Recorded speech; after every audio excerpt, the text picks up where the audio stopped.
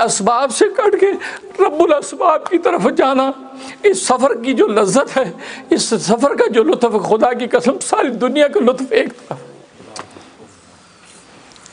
تو صبح 5 بجے ہم نے مجلس سے ذکر کرنی تھی، رات کو 5 بجے 6 بجے تک مجلس ذکر ہوئی، پھر اس کے بعد فجر، لیکن میں اس وقت تک میں سو نہیں سکا، حالانکہ سارے احوال سونے کے موجود، ایئر کنڈیشن چل رہا ہے، سب کچھ اچھا ہے، سب کچھ اچھا ہے، لیکن اس خیال نے مجھے سونے نہیں دیا کہ اسباب سے ہٹ کے رب اسباب کی طرف جانا یہ کیسا پرلطف سفر ہے۔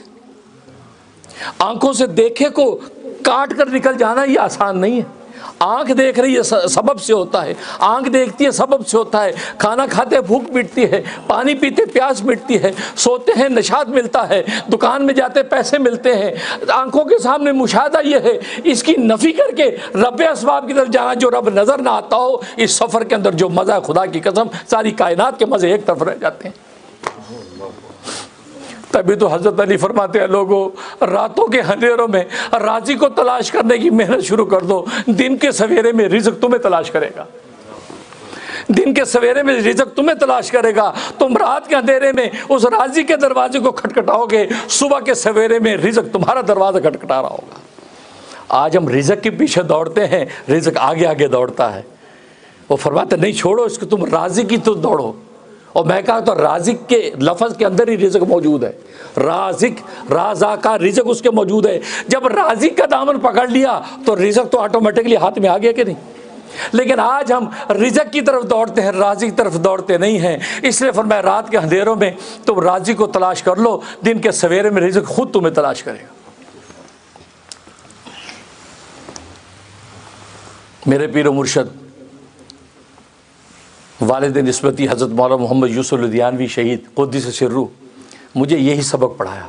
میں مدرسہ چلاتا تھا کراچی میں، وہ یہ فرماتے تھے، بیٹا راتوں کے اندھیرے میں اللہ کے دربار میں درخواست کرنا سیکھ لو، دن کے سویرے میں خود تمہارے پاس رزق آ جائے گا، تمہیں کسی کا دروازہ نہیں کھٹکھٹانا پڑے گا۔ میں تو امریکہ میں آ کر بھی کسی کے دروازے پہ جا کے کبھی رزق چندہ مانگنے کے لیے نہیں گیا، رزق خود گھر میں آتا ہے۔ صرف رات کے اندھیرے میں اس راضی کو پکارتے ہوئے، اللہ اس ولی نے مجھے یہ نصیحت کی ہے، اس ولی نے مجھے یہ نصیحت کی ہے، میں تیرا دروازہ کھٹکھٹاؤں، میں تیرے دربار میں درخواست ڈالتا ہوں، مجھے مسجد لینی ہے، مجھے یہ کام کرنا ہے، مجھے یہ کام کرنا ہے، یا اللہ تو عطا کر دے۔ دن کے سویرے میں اللہ غیب سے کفایت کرتے ہیں، نہ صرف کفایت کرتے ہیں، اللہ نے پھر وہ حوصلہ بھی عطا کیا، میں نے لاکھوں ڈالروں کو ٹھوکریں ماری، کیونکہ اللہ نے مجھے کہا کہ مجھ سے پوچھے بغیر کسی کا تم نے $1 قبول نہیں کرنا۔ میری ویڈیوز آبیتی یوٹیوب پہ موجود ہیں، تفصیلی بیان کیے ہیں، 2.5-3 لاکھ ڈالر میں نے رد کر دیا۔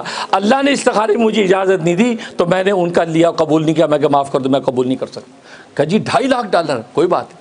کہا جی ایسا سیٹ نہیں ملے گا جو $2.5 لاکھ آپ کو امریکہ میں دے۔ کہا کہ میں نے کہا تمہیں مولوی بھی ایسا نہیں ملے گا جو امریکہ میں $2.5 لاکھ کو ٹھوکر مارے۔ واقعات ہے، تفصیل میں جاتا، اب یوٹیوب پہ دیکھیں میری آپ بیتی کے بے شمار واقعات۔ کہنے کا مقصد کہ اللہ والے ایسی بات کرتے، ایسا گر سکھا دیتے ہیں۔ مولانا سعید احمد خان صاحب نے کیا کہا کہ اللہ کی نوکری کر لو 1 سال، باقی دنیا 1 سال کے بعد تجھے ڈھونڈتی پھرے گی کہ یار ہماری نوکری لے لو۔ یعنی 1 سال لگا لو اللہ کی دعوت کے راستے میں، اللہ کو پانے کی محنت کر لو۔ دیکھو یہ کیسی جماعت ہے، وہ تسلسل جو نبیوں کی محنت کا تھا کہ اسباب سے کاٹ کے رب الاسباب کی طرف۔ اور مولانا سعید احمد خان صاحب یہ معمولی شخصیت نہیں ہے، آپ لوگ تو شاید جانتے نہ ہوں، آپ میں پتہ نہیں کسی نے دیکھا بھی ہے کہ نہیں، اب تو ان کو دیکھنے والے بھی نہیں نظر آتے، وہ بھی دکھتے نہیں ہیں۔ مجھے یاد میں بنوری ٹاؤن میں تخصص کر رہا تھا، اور تخصص کا دوسرا سال تھا جامعہ اسلام میں، بنوری ٹاؤن کراچی پاکستان۔ یہ میں یہ نام پورا اس لیے لیتا ہوں، یہ سوشل میڈیا ہے، یہ بیان چائنا میں بھی کوئی سن رہا ہوگا، افریقہ میں بھی سن رہا ہوگا، آسٹریلیا میں سن رہا ہوگا، اور جامعہ اسلام میں بنوری ٹاؤن کے کا اس کو نہیں پتہ چلے گا کس کی بات کر رہے ہیں، کراچی کا بھی نہیں پتہ چلے گا، پاکستان بولوں گا سوچیں گا ہاں پاکستانی ادارے کی بات ہو رہی۔ اور میں ہمیشہ سوشل میڈیا والوں کو کہتا پورے ملک کا نام لیا کرو بھائی، اس لیے کہ ابھی سوشل میڈیا ایسی ہے کہ دنیا میں کون کون کہاں سن رہا ہے اس کو پتہ ہی نہیں چلے گا کس ملک کی بات کر رہے ہیں آپ۔ کتنے لوگوں کی فوتگی کا جی امام اہل سنت فلاں اتنا بڑا لقب، وہ ان کا انتقال ہو گیا ہے، دعائیں مغفرت فرمائیں۔ اور اس بیچارے کا پتہ ہی نہیں وہ کس ملک کا تھا، کس شہر کا تھا، نہیں بھائی، درخواست ہے سوشل میڈیا والوں کو، اس کا شہر اس کا ملک ضرور لکھو، پتہ چلے کہ فلاں ملک کے فلاں شہر کا یہ امام اہل سنت تھا جس کا انتقال ہوا۔ یہ ایک ادب بتا رہا ہوں میں آپ کو، کیونکہ اس وقت پوری دنیا دیکھتی ہے۔ تو خیر، تو مولانا سید احمد خان سے جامعۃ العلوم اسلامیہ بنوری ٹاؤن کراچی پاکستان تشریف لائے کہ مولانا محمد یوسف لدھیانوی شہید رحمۃ اللہ میرے والد نسبتی استاد ایسی ملنے کے لیے۔ اب پتہ چلا جی وہاں ہیں، جلدی سے نکلے، ملاقات کی۔ وہ بنوری ٹاؤن کے جو ہے مہمان خانے کے سامنے کھڑے تھے، تو میں بھی کھڑا ہوں، تو حضرت نے تعارف کروایا میرا، کہا کہ یہ میرے عزیز داماد ہیں مولانا منیر احمد اخون، اور یہ تخصص کر رہے ہیں اور تخصص کے دوسرے سال میں ہیں۔ تو مجھے دیکھا، فرمایا آپ تخصص پڑھ رہے ہیں؟ دبلے پتلے تھے، مولانا سید احمد عصا ہاتھ میں لیتے تھے، تخصص؟ میں کہ جی حضرت۔ فرمایا کہ